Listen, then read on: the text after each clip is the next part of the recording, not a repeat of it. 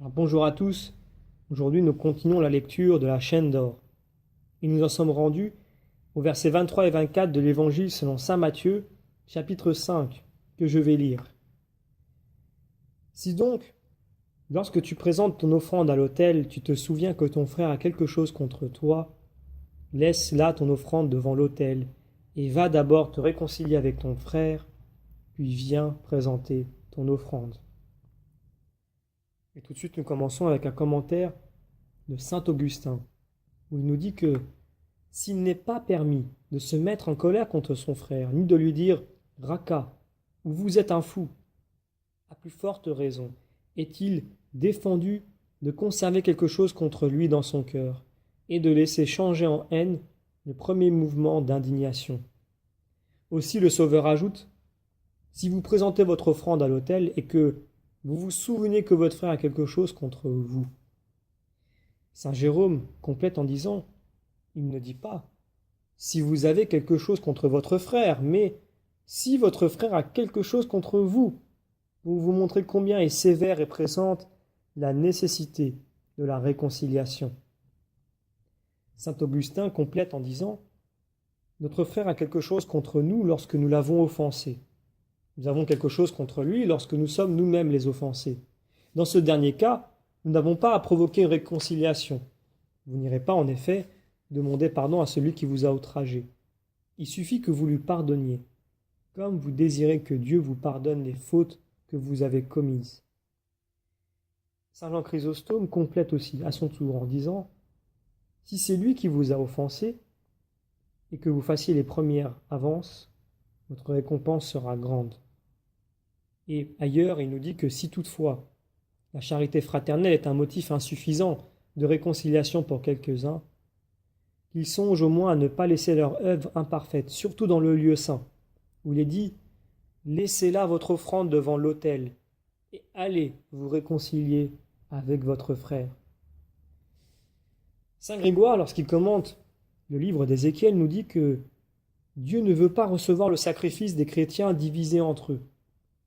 Jugez de là quel grand mal est la discorde, puisqu'elle force Dieu de rejeter le moyen qu'il nous a donné pour effacer nos péchés. Et nous revenons sur saint Jean Chrysostome qui va nous donner un commentaire un peu plus long, où il nous dit « Voyez la grandeur de la miséricorde de Dieu. Il préfère notre propre utilité aux honneurs qui lui sont dus. L'union des fidèles lui est plus chère que leur offrande, tant qu'ils sont divisés entre eux. Ni leurs sacrifices ne sont acceptés, ni leurs prières exaucées. On ne peut être l'ami intime de deux personnes ennemies entre elles, et Dieu lui-même ne veut pas être l'ami des fidèles tant qu'ils demeurent ennemis les uns des autres.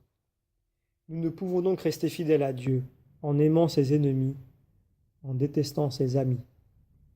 Or, la réconciliation doit être de même nature que l'offense qui a précédé. S'est-elle bornée à une simple pensée ? Réconciliez-vous intérieurement. Avez-vous offensé votre frère par des paroles injurieuses ? Réconciliez-vous par des paroles charitables. Avez-vous été jusqu'à des actes outrageants ? Opposez-leur, pour vous réconcilier, des actes contraires, car la pénitence et la réparation doivent avoir le même caractère que le péché qui a été commis.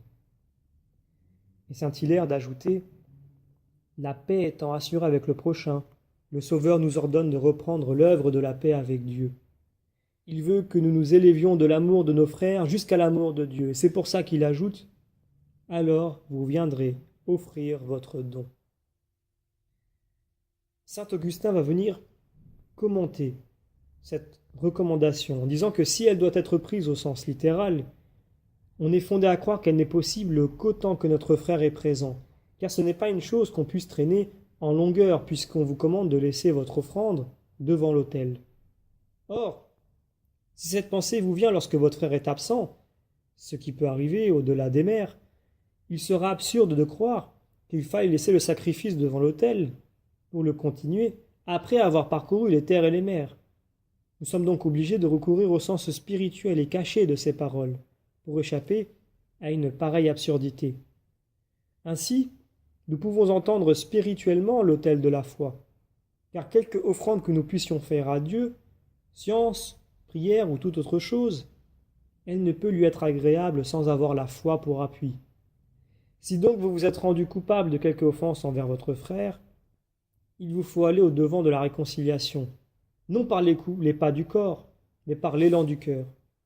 C'est là que vous devez vous prosterner aux pieds de votre frère dans un profond sentiment d'humilité, en présence de celui à qui vous devez offrir votre sacrifice. C'est ainsi qu'agissant en toute sincérité, vous pourrez apaiser votre frère et lui demander votre pardon, comme s'il était présent. Vous reviendrez ensuite, c'est-à-dire vous ramènerez votre intention sur l'œuvre que vous aviez commencée et vous offrirez votre sacrifice. Nous terminons donc ici la lecture des commentaires compilés par saint Thomas d'Aquin sur l'Évangile selon saint Matthieu chapitre 5, versets 23 à 24.